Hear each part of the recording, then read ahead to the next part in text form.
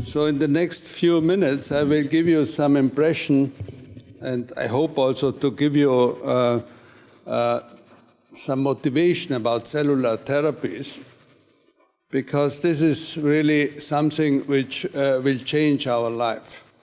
And as you well know, cellular therapy is not affecting only hematology and oncology, but also other faculty members of medicine, like we have cellular therapies in cardiology, we have cellular therapies in many disciplines in medicine.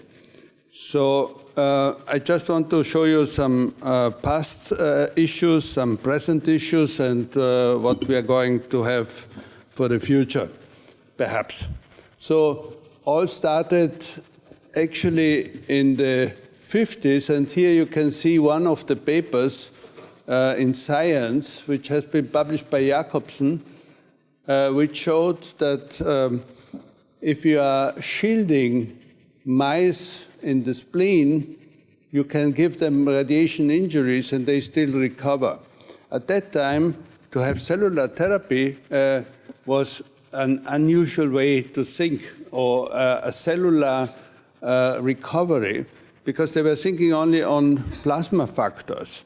And a few years later, actually they demonstrated that by giving spleen cells to a mouse which was irradiated, she could recover. And they showed also that the sex of the mouse was from the donor and not from the recipient. So this was the first proof that you can transport or you can transplant a cell to another individuum, which was quite unusual. You know, pharmacology is now hundreds of years old, but this is just a new era which is starting in the 50s, and which was also the inspiration for Don Thomas. But the first, actually, transplantation was not cellular therapy, it was an organ. And you can see Joseph Murray in 1954, which made a kidney transplant in these twins. So this is not a pure chance that these are twins and they were successful, because at that time it was not known that we have tissue antigens, and so he did this just by chance in these twins. Now, Don Thomas, in 1957, the general manager alluded that we have now 60 years of stem cell transplantation. He used bone marrow, not here the modern way to collect these stem cells, and he gave it to 6 patients which had either radiation injuries or also leukemia, which was not responding to anything. All 6 died, but he was the first one which showed that these cells are remaining, or they changed the blood group. So that was the first evidence that you can substitute cells of the hematological system and of the immune system. Now, the experience was not very good at that time. 200 patients have been transplanted, and you can see here that only 3 survived. So this was terrible, because the patients either died of graft failure. That means that the stem cells didn't home, or they died of a reaction from the stem cells to the recipient. So most of them actually died from graft failure. So that means that they didn't have leukocytes, platelets, and red cells then, and that was the cause of that. So Don Thomas was very perseverating, and he went back to the lab, and actually he then started on looking at why these were unsuccessful. What was the determination for graft rejection and for graft versus host disease? And he found in littermates, in dogs, that only the littermates which were actually of the same bred, they were successful and grafted. and they had also a take. And he then developed the idea of matching, and later on HLA matching was also used to select the donors, and then it turned out to be successful. And you can see it here today from 1957 how this developed. So in the first 20 years, there was an input of many scientists, not only hematologists, but also immunologists, many disciplines in medicine then contributed to this work. And you can see that in 2012, we reached worldwide 1 million of transplant. Of those are 600,000 autologous. That means they have the stem cells from the patient's own stem cells, and about 400,000 have the allogeneic stem cells. Now today, many societies are involved in stem cell transplantation, and therefore the World Health Organization asked us to put this all under one umbrella and make a federation which we call WBMT. And we also were able to help continents like Latin America. We founded the LA-BMT, and we had the first meeting just 3 days ago.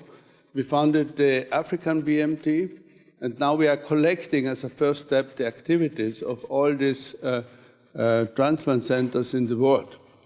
And you can see that in 2013, we had 70,000 transplants per year. So this is in 4 continents, 78 countries, 1,557 teams.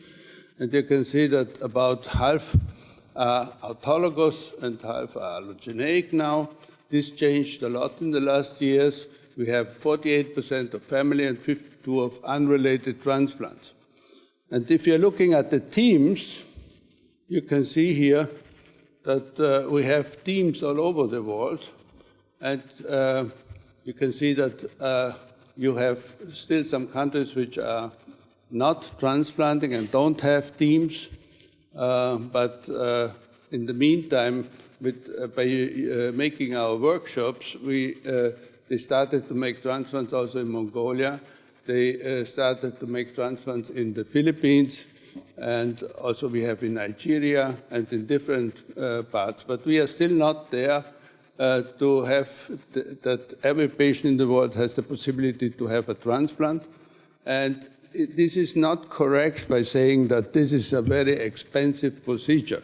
Of course it's expensive, but sometimes it's the procedures which is the more effective and it's life-saving.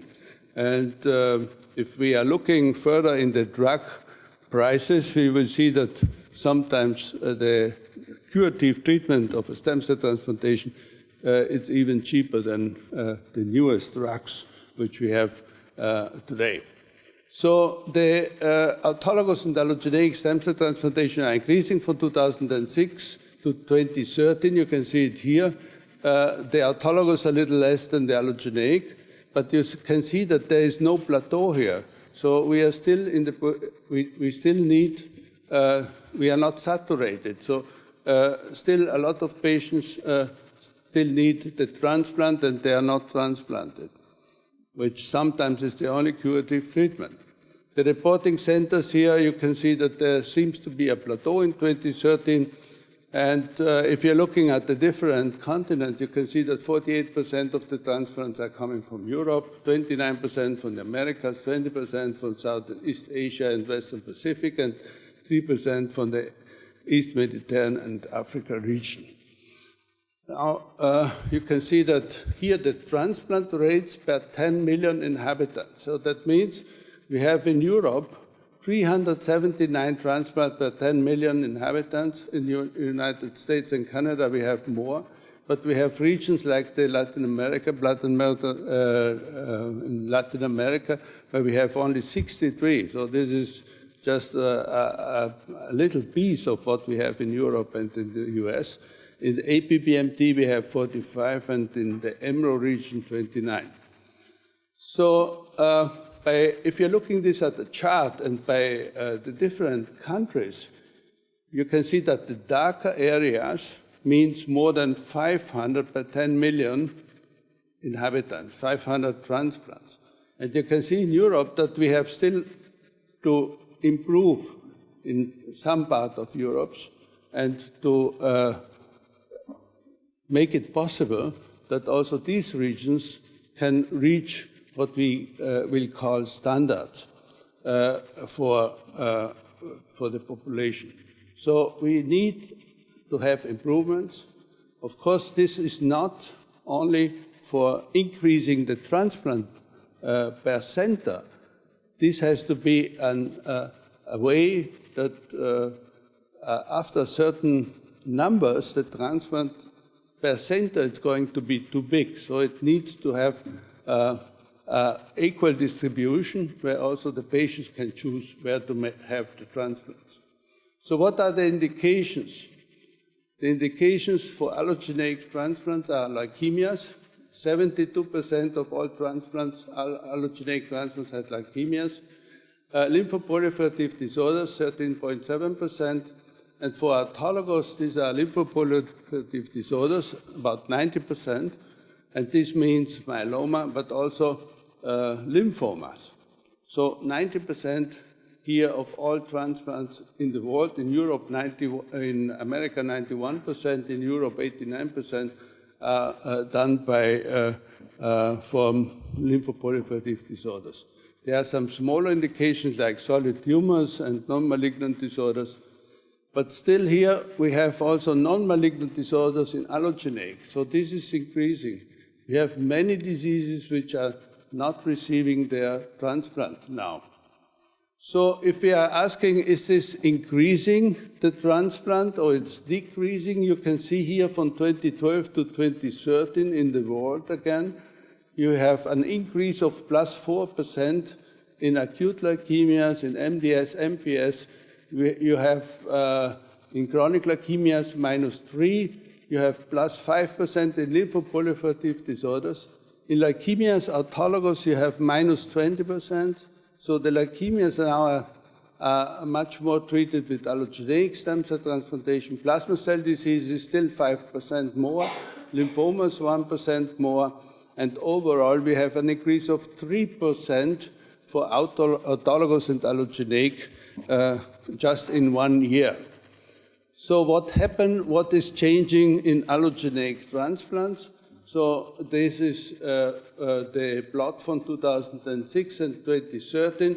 You see that the unrelated are now more frequent than the family transplants. So that means that if a patient has no donor with an unrelated donor, we can have we have now more transplant with these donors. This is a sign that the transplant is now safer, that the transplant can be done very quickly in some countries. In some other countries, not really, but we have to help them to have the donors available. So these are, again, evolution which is reflecting the results improvement of unrelated stem cell transplantation. And here you can see what happened for those who have no donors. You can see that the unrelated cord blood are decreasing, so cord blood transplantation is decreasing, while haploidentical transplants is increasing.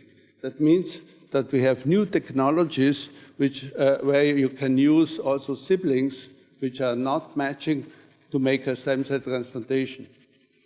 Now, what happened in stem cell transplantation in the last years? You can see that there was a continuous improvement. Patients which were transplanted in 2003 had an overall survival of 40%. In 1993, they had a survival of 38%. And now we are in 2016, so we will have another improvement, and there are different reasons why we have these improvements. One of them is that we have lower GVH rates. You can see here the transplant patients from 1990s to 2000, you can see that these patients have more grade 2 GVH and less grade 3 and 4 GVH, which has a very high mortality. And especially the hepatic graft versus host disease is lower, and the gut GVH, it's not really changed. So we need to work on these numbers, and we have now almost 5 or 6 trials in Europe which are looking at this treatment of graft versus host disease. Today, these are the results from my hospital, from my department. You can see that we improved from 32% of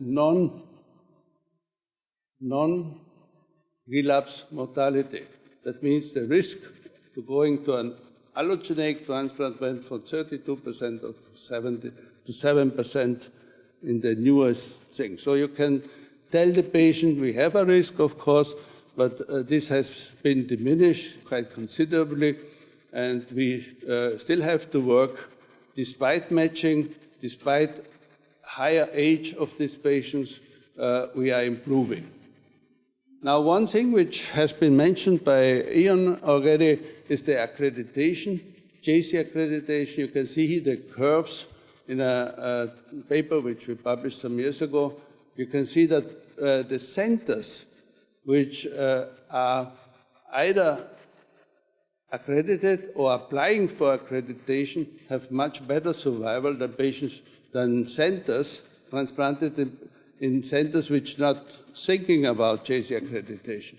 So this is about, you can see this is a 10% of survival advantage, which it's very important because we are saving lives of patients, and also it's important because we have to employ or to use the money for this expensive treatment in the best way possible.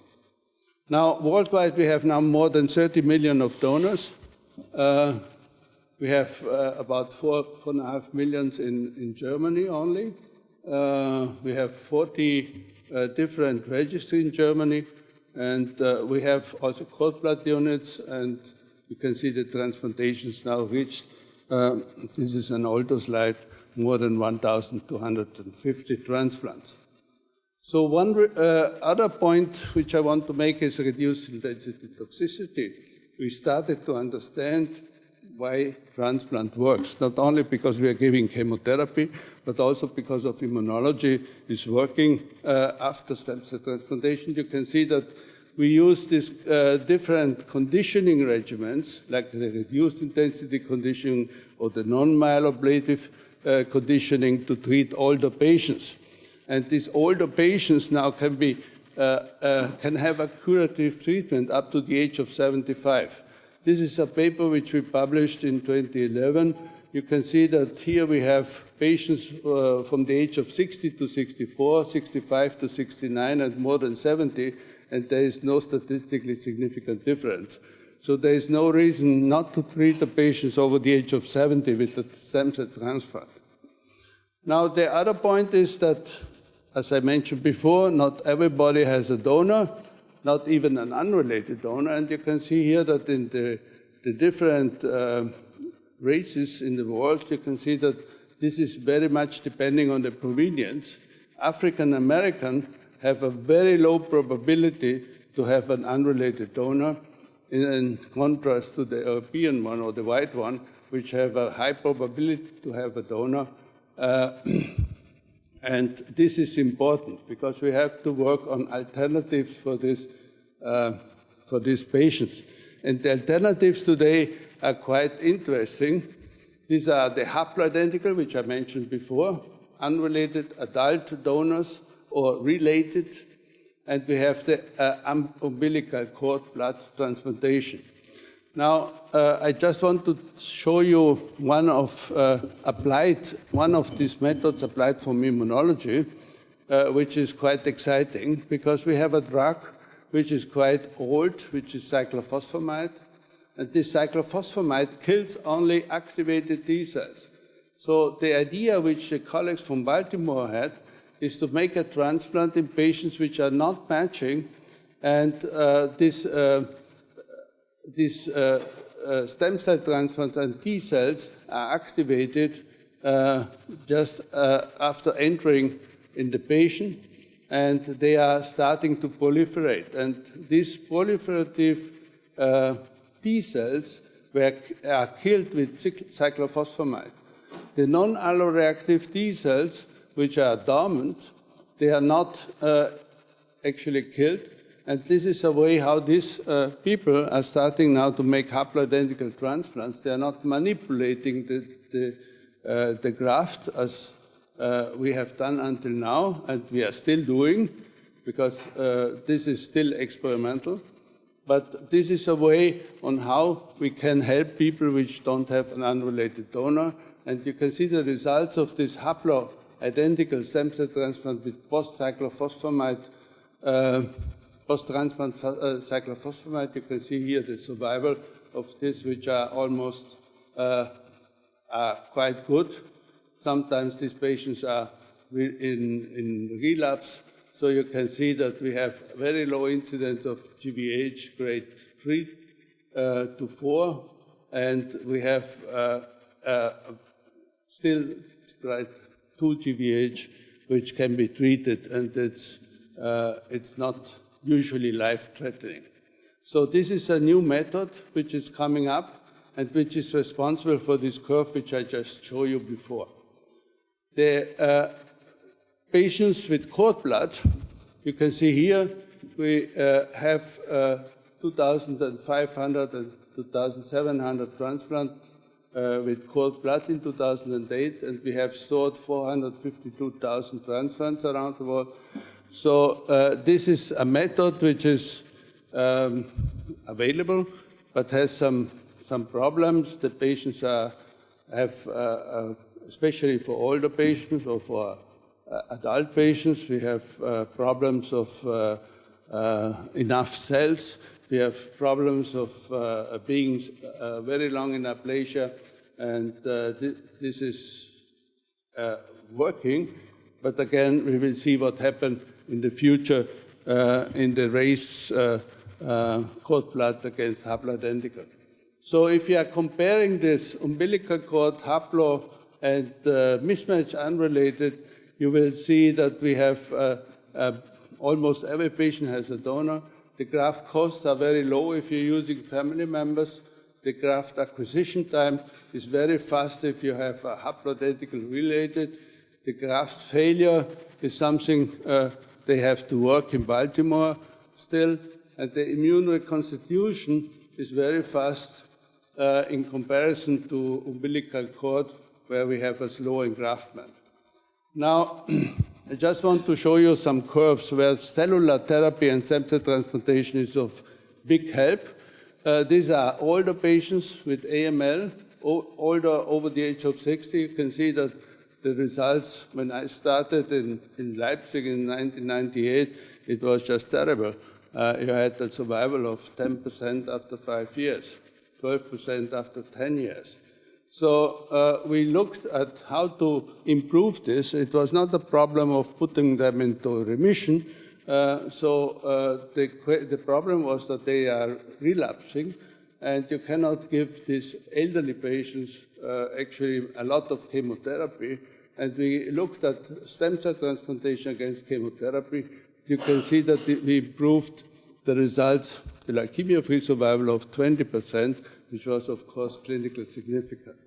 And this was because the relapse incidence with after stem cell transplantation was down from 80% to 40%. So this is an area where we can help the patients very much, and this was also significant in a multivariate analysis. Especially patients also younger, which have multi-aberrant clones and need a transplant, are the ideal or the typical indication for stem cell transplantation. You can see here one of the studies which we did in the Osho, in the East German study group. Here you can see that the patients were put into complete remission, and from these 37, only 22 went to a transplant or consolidation therapy. So most of the patients are dying because they don't, at that time, because they didn't have a bed, they didn't have a donor, they didn't have a fast allogeneic stem cell transplantation. And here you can see after 2002 study, which is now finished after 10 years, we had a very fast period from first complete remission to stem cell transplantation. And you can see here that only 2 patients actually died during the treatment. And here you can see the survival in these younger patients with high risk factors, high risk cytogenetics. You have 42%, you have only 7% of patients without a donor. So what we did not improve in these 20 years was the relapse incidence. And you can see that we are still on 28%, not even in Leipzig we improved this. We have now 4,000 patients, which we are just now evaluating, but there was no actually improvement in relapse incidence. So what is the cellular therapy today? It's treatment against cancer. We have done this with donor lymphocyte infusion, just by giving the cells of the donor again to the patient when he had a relapse. It's immune modulation. You will hear about this mesenchymal stem cells, which are used in different disciplines of medicine. We have randomized studies which are open. We have B-specific antibodies which are engaging cellular therapies, which is approved for ALL. And of course, the regenerative medicine is something which we have to define more in detail, the indications. Now, this is the paper which we wrote for donor lymphocyte infusion. That's the first publication for donor lymphocyte infusion, which was quite a surprise for everybody, because just by giving cells, we put patients into remission. So this is not working in every disease, but it's working in many diseases. And you will hear in the next 5 years, there are interesting protocols open where we are even infusing T cells to the patient without manipulation, where we possibly can modify the disease. What happened? Cellular therapy in Europe. You can see it here from this survey on cellular and engineered tissue therapies. You can see that we have here autologous and allogeneic cellular therapies outside of stem cell transplantation. You can see that we have cardiovascular, musculoskeletal indication, neurological indications, epithelial and autoimmune indications. And this is something which is also changing. This was from 2010 to 2015, from 2008 and 2012, published in 2010 and 2015. You can see that now we have 138 teams in Europe. We have 27 countries which are making cellular therapies, and we have more reports. In autologous, we have especially musculoskeletal and rheumatological disorders, cardiovascular 97%, are autos of this, and in hematology we have only 30%. So most of these are allogeneic, and but still we have in neurological disorders. You will hear today about very exciting results in neurological diseases, how cellular therapy can modify this. So we have not only hematopoietic stem cells, but also MSCs and chondrocytes, which are used for cellular therapy. And you can see from this publication, which we did some years ago, that even in breast cancer, cellular therapy has a place. You can see here a patient with multiple metastases in the liver after 28 days after stem cell transplantation. And we were able to define the minor histocompatibility antigens on the breast cancer cells, which were actually the reason why these metastases disappeared. One short word about the B-specific antibodies. Here we have antibodies which are looking at CD3 and at the CD19. So these short B-specific antibodies are able to join the cytotoxic cells with the tumor cells, and they can lead with the patient's own cellular killer cells to the apoptosis of the tumor. What is the future?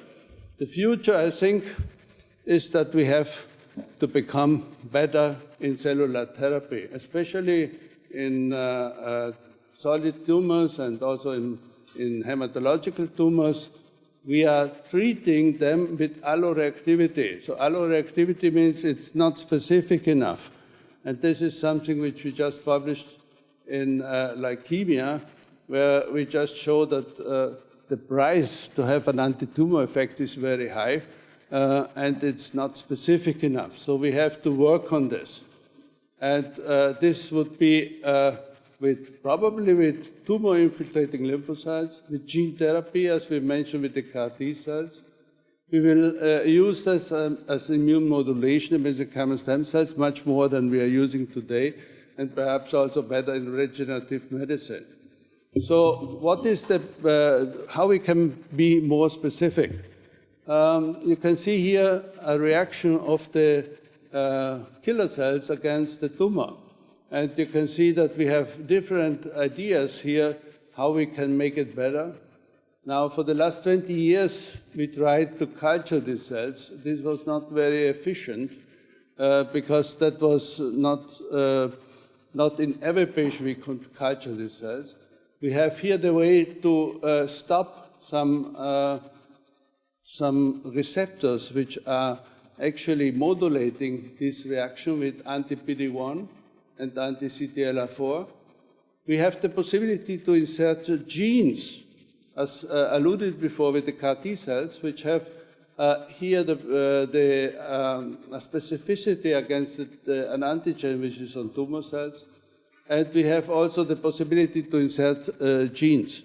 So this is not all. You will hear today much more exciting things which are going on in Amsterdam and with gene editing and so on. So this is something which is very interesting and which will be the future. Some short words about CARs. So CARs will be approved this year probably by the FDA.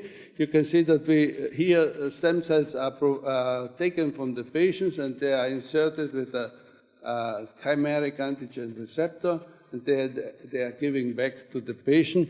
And here we have a lot of different protocols in leukemia, in ALL, in lymphomas, but also in colorectal cancer and breast cancer, prostate cancer, which will come up hopefully successfully.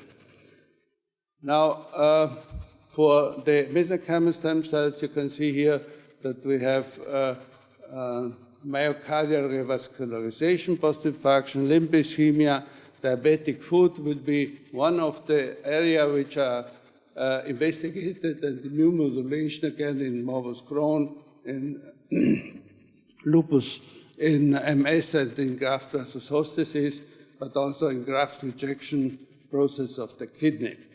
So 622 studies are registered today, and perhaps we can culture some of the, not organs, but at least some pieces of the body for those who need it. Now, what in this week will be implemented at the World Health Organization is that we propose to have 10 principles, and after they have elected the general manager in the World Health Organization on Wednesday, I hope they will approve these principles, where it's clear stated that governments have to ensure the ethical and effective procurement, distribution, and use of medicinal products of human origin. That means cells also. There should be equity in donations. There should be a proven efficacy of these treatments in the absence of alternative and affordable therapies. There should be, in the principle 4, there should be an informed consent from the donor and voluntary. There should be a guard against the exploitation of vulnerable individuals, and We should promote equity in donations. The donor should be protected against physical and psychosocial risks. The information should be routinely provided.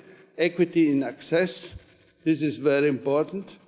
And this is not something which has to do only with money. I tell you, we were in Vietnam, and in Vietnam actually we were thinking, or even in Ethiopia, the government asked us there to help them to do this. And they have enough money there. They are providing more than 2 million per year just to make stem cell transplantation. To have an effective quality management system and vigilance, and also it's important that this process must be transparent and open to scrutiny. That means that we have to report all the patients and transplants. So one interesting way which I was excited, and we discussed this with the WHO, and actually Kaunas is here on the forefront of the new technology, is to make telemedicine. And you can see here how we did the last patients, or all the patients which have been transplanted here, and you will hear about from Thomas about more on this. So, what are the conclusions?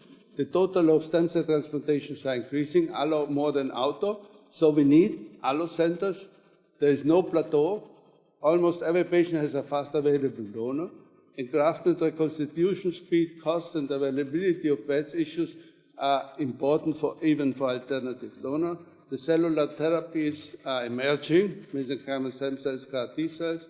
We have an important role of scientific societies like the EBMT, like the WBMT, in telemedicine emerges as an important tool for the future. So thank you to all these people. Thank you to the Kaunas doctors. Thank you to everybody which made this possible.